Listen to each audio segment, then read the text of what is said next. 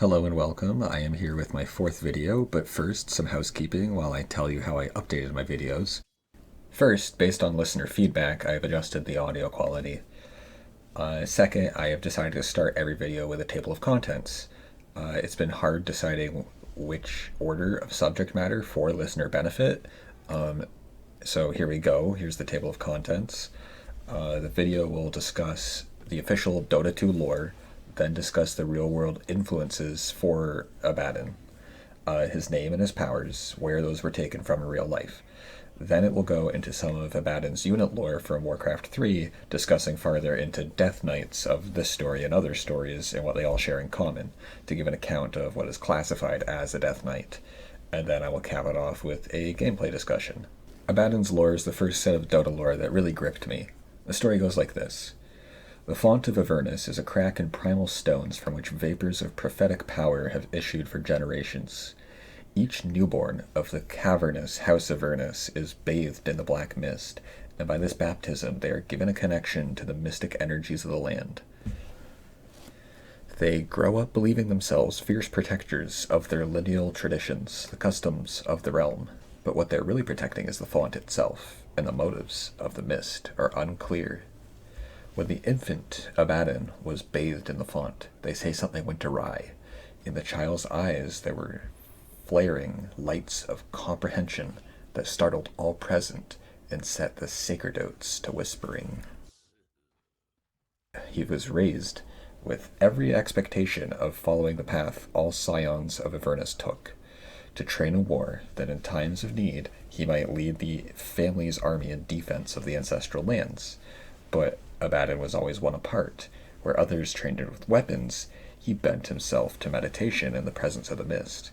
He drank deep from the vapors that welled from the font, learning to blend his spirit with the potency that flowed from far beneath the house.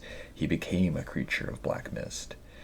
There was a bitterness within the House of Avernus. Elders and young alike accused him of neglecting his responsibilities, but all such accusations stopped when Abaddon rode into battle and they saw how the powers of the mist had given him mastery over life and death beyond those of any lord the house had ever known. Short, sweet, and mysterious, the story does not go much farther. It establishes who Abaddon is, and not what he's done. Perhaps you make your own lore, battling and fight after fight, but in sum, Abaddon is a noble-blooded knight, chosen by the right of his house, and entrusted with a power over death. Abaddon is a Hebrew name. The name comes straight from the Bible, where it means destroyer in Hebrew. Sometimes Abaddon is the angel of death, and the connection between Abaddon as a proper name and its use in words you might know is the word abyss. Abaddon gets depicted as, I would classify three different things in literature. He is often the primary antagonist, especially in a work where they don't go to the level of God and the devil. In works that tend to include God or Lucifer directly, he tends to play kind of a secondary but important role. And thirdly, he is often a name for an inanimate object or a place, especially a place. Abaddon is often the pit as in the poetic nickname for hell. This is also true of Avernus, which is mentioned in his lore earlier. Avernus is actually a volcanic place in Italy that the Romans thought was perhaps a gateway to hell. Nobody went there. It's very hot. It's a volcano. I don't really need to tell you that, but I did. Moving on. Abaddon has a lot to do with the threshold of death, whether the person goes into hell and could come back. He draws on the concept of hell being a real place. For the benefit of viewers that don't play Dota, like a few of my friends, Abaddon's ultimate ability is that he does not die for about 7 seconds once he hits a low enough health or if you activate it. So he's literally going into the threshold of death and then coming out of death's door. Okay, now we're going to talk about other characters that are just like Abaddon in other works, especially games. So the big one would be Arthas from Warcraft. So they downright start with the same letter. They both got their powers from a mystical, intelligent power that speaks to them in a way that nobody else can understand. And actually, one of Abaddon's abilities used to be called Frostmourne, which is the name of Arthas' sword.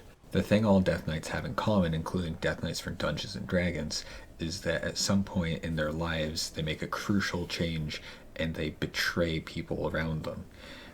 Typically loved ones, especially family. So Arthas did this, and Abaddon does this to some degree. It's right in his story. He loses the trust of his family and friends because he is acting strangely.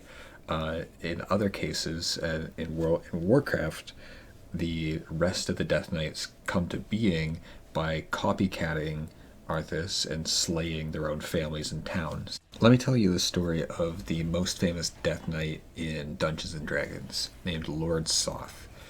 Lord Soth was a hero in the Dragonlance series of novels. Soth has a long story, but the reason that he becomes a Death Knight is because of deciding to kill his own wife and child on 2 different occasions. One because he believed that he was being cheated on, and another because a chandelier ends up falling on them, and he decides not to help in order to prevent his child from growing up. The then wife curses him to live a lifetime as he does in his cruelty. That summarizes what a Death Knight is. Now let's talk about Abaddon in gameplay. Right now he's very strong. He got buffed recently, like a week or 2 ago.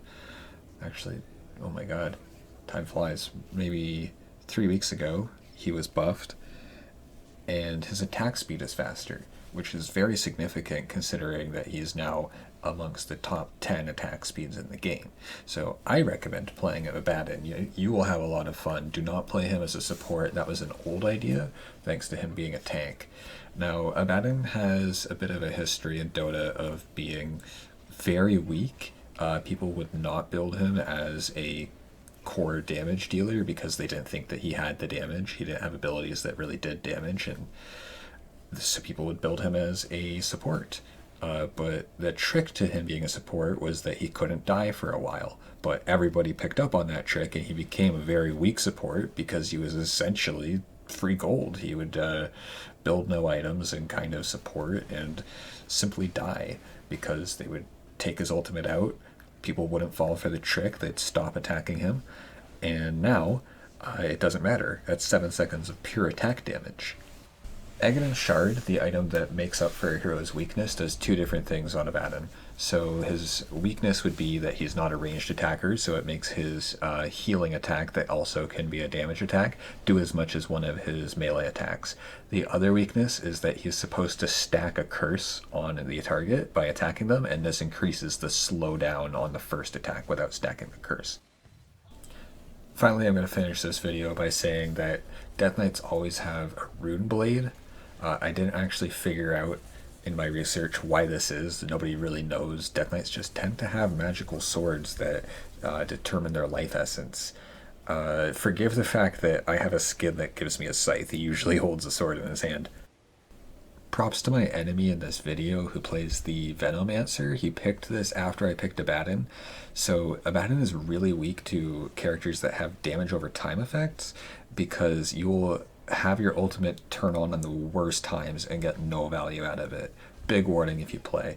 Thank you for watching. Please subscribe. And my next video is going to be Drow Ranger.